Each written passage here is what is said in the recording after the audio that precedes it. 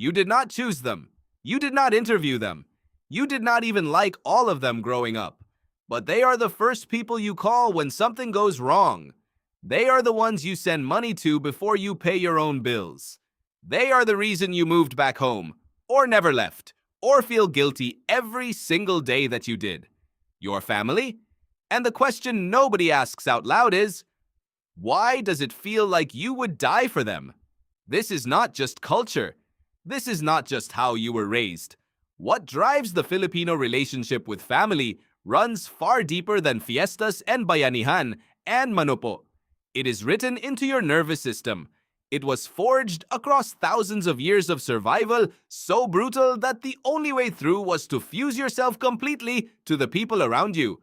And once you understand why, you will never see a family reunion the same way again. Start with your body. Right now, your brain is running a background process. It is scanning, it is checking, it is asking a question it never stops asking. Am I safe?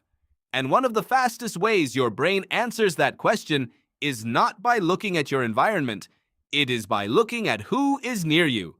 Psychologist John Cacioppo found that the human brain registers social isolation the same way it registers physical pain, the same neural pathways, the same threat response. Being separated from your group does not feel uncomfortable.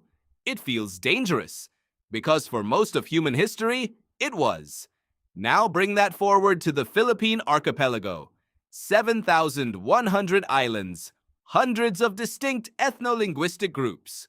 No single empire connecting everything. What you got instead were thousands of small, isolated communities, the barangay, each one averaging 30 to 100 households, each one dependent entirely on itself. No distant king was sending grain when your harvest failed. The person who would feed your child when you were sick was your cousin, your lolo, who still remembered where the river flooded last time and told you to move your house before you had to learn the hard way. Over generations, the communities that survived were the ones most deeply bonded, the ones where nobody abandoned the group when things got hard, the ones who defected, who placed individual survival above the group, did not last long enough to pass that behavior on. What you are left with is a population selected over thousands of years for radical group loyalty. Researcher William Swan at the University of Texas found that in highly collectivist societies, the boundary between self and group becomes genuinely blurred. You do not experience your family as separate from you. You experience them as an extension of you.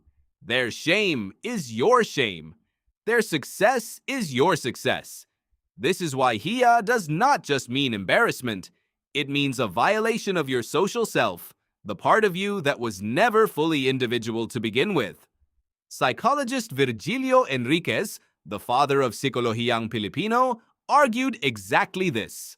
The Filipino self, he said, is fundamentally relational. Kapwa, the core concept in Filipino psychology, does not mean others. It means shared identity. The recognition that there is no sharp line where you end and your family begins. Your ancestors did not develop this in a classroom. They survived it into existence on islands where isolation meant death. The behaviors that confuse outsiders are not dysfunctional. Utang na loob is a survival ledger, tracking who helped whom so the group could self-regulate without courts or contracts. Sending money home is the ancient redistribution system of the barangay running on modern infrastructure. The reluctance to say no to family is the deeply encoded fear of becoming the person who left when the group needed them most. The system is not perfect. The same bonds that protect you can trap you. As families scatter across continents and individual ambition grows louder, the fracture lines become harder to ignore. The guilt of the OFW abroad. The child who moved to the city and stopped coming home. These are not failures of love. They are an ancient system meeting a world it was not built for. But here is what does not change. When something goes truly wrong, the kind of wrong that strips everything else away, you already know who you call. You already know whose voice steadies you. That reflex was not taught to you. It was built into you by thousands of years of people who learned the hardest possible lesson, that you cannot survive alone, and loved each other fiercely enough to make sure you never had to. You did not choose them, but somewhere in the oldest part of your brain, you are grateful every single day that they chose you.